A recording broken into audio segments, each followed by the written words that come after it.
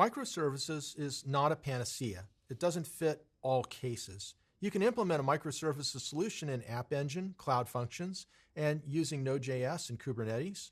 The platforms have overlapping coverage. Do you know when you might choose one platform over another for a microservices solution? Coordinating a transaction across stateless microservices is tricky. You have to store the state externally and retrieve and use it in each function. Microservices architectures are commonly used and implemented in Cloud Functions or in App Engine.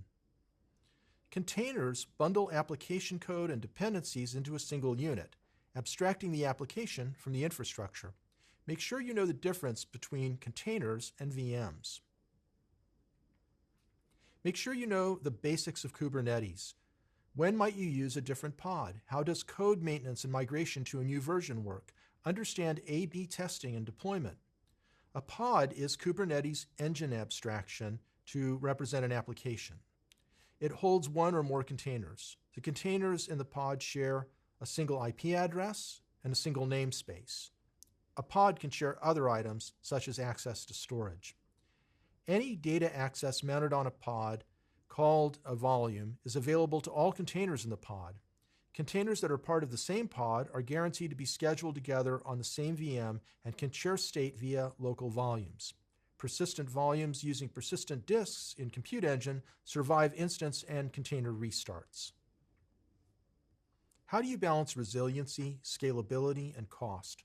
Well, small stateless servers are more scalable and reliable, closer to a microservices design. Of course, you have to coordinate all the messaging and state storage and retrieval, so the cost is increased complexity.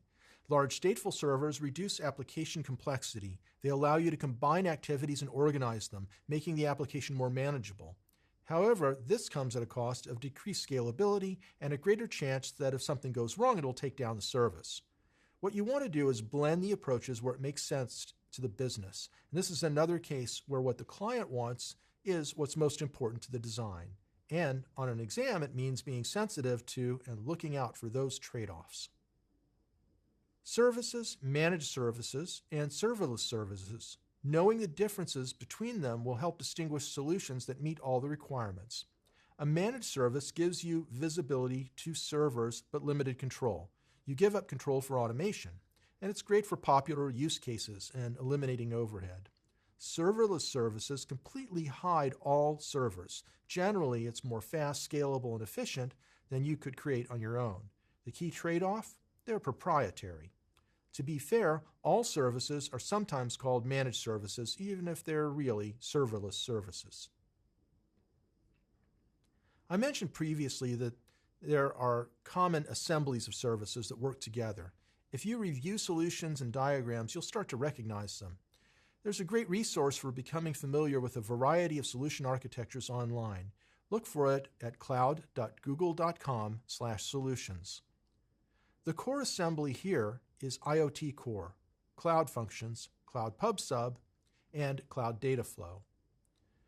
The IoT Core Device Manager.